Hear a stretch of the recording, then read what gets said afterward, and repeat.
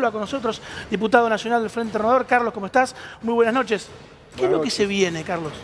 ¿Cómo? ¿Qué es lo que se viene? ¿En dónde está la importancia del presupuesto?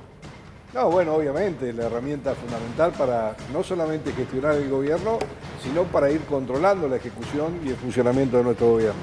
Y por eso es, la definición de presupuesto es porque es una estimación de lo que se tiene como gobierno, de lo que puede ser hacia adelante.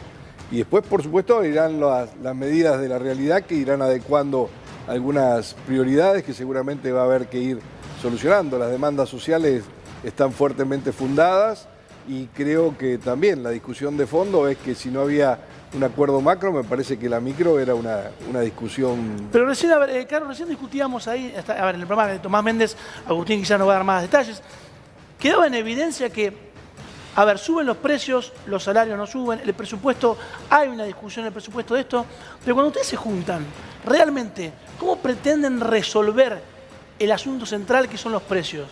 No. Y los formadores, naturalmente. Ojalá que tuviéramos una receta que supiéramos que da resultado.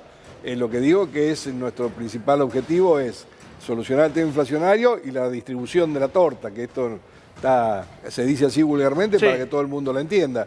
En ese sentido, el ministro ha hecho montones de medidas, el gobierno a través de la figura del ministro ha ido consolidando un esquema que en estos días, muy a pesar de lo que muchos interpretamos abusivo el sector empresario con respecto a la transferencia de recursos de los trabajadores hacia las grandes concentraciones, el ministro va a estar anunciando en estos días un acuerdo que se ha llegado con 7 empresas formadoras de precios. Esto es nuevo, ¿verdad? Esto es nuevo. Sí, sí, a ver. Por el tema de la marcación de precios en el etiquetado, o sea, en el paquete, en el packaging.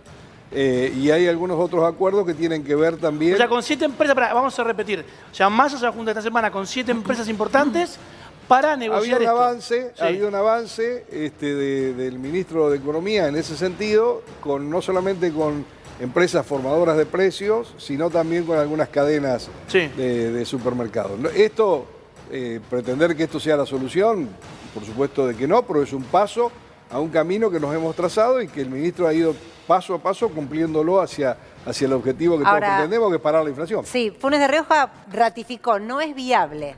No es una opción viable el congelamiento. Recordemos, el titular de la Unión Industrial Argentina, que defiende los intereses de las corporaciones, dice, no es viable poner el precio en el packaging porque eso incrementaría incluso más los precios, y congelar sabemos que no funciona. Frente a esa postura, ¿cómo se negocia? No, yo estoy diciendo lo que sé. El ministro ha ido avanzando en ese sentido, ha habido predisposición, y esto no es para aplaudirlo, yo creo que hay una transferencia alevosa de los salarios de los trabajadores hacia las grandes concentraciones, pero lo que no puede hacer es, digamos, en un régimen donde todas las reglas del juego y el funcionamiento de la democracia y de las leyes tienen los límites. Sí. Sabemos que este país es un país donde los amparos han prosperado.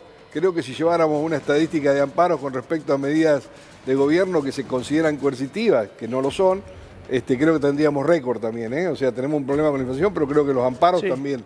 Discusiones para dar con el tema de la justicia también. Claro. A ver, está con nosotros también Karina Banfi. Karina, ¿cómo estás? Muchas gracias por venir. Romina del Pla, ambas diputadas nacionales. Arranco con la que ustedes quieran. Lo decían ustedes, la que tengo a mi izquierda la tengo a las dos, así que ya está. ¿Este es un presupuesto de ajuste? Hay un ajuste. Y si uno ve los números, por ejemplo, en educación, son muy graves. 15% menos de recorte en educación, cuando creemos, por lo menos en Juntos por el Cambio, que es clave una agenda que necesita ser prioritaria, teniendo en cuenta que en toda la gestión de Fernández tuvimos 2 años y medio casi sin escuelas. Mucho más puede hablar Romina de las cuestiones edilicias en la provincia de Buenos Aires, que también tienen que ver con el presupuesto educativo en relación a la infraestructura y el apoyo a la educación, tanto al contexto familiar como también al progreso del país. Creo que ahí hay un punto de inflexión en donde después vemos algunos beneficios, como por ejemplo al sindicato de camioneros como Moyano, en donde se empieza a contradecir un presupuesto que va en una línea que supuestamente debe responder a aquellos compromisos internacionales, porque tenemos que honrar nuestras deudas, y sin embargo hay algunos sectores que, para que no haya más disturbios ni conflictos internos como los que muestran permanentemente el oficialismo, le dan estos beneficios que, por supuesto, Juntos por el Cambio no va a apoyar. A ver, hacemos un punto ahí, te dejo, Javi, dame un segundito que voy a nuestro móvil que está en la calle Corrientes. Guille, ¿cómo estás? ¿Me escuchás?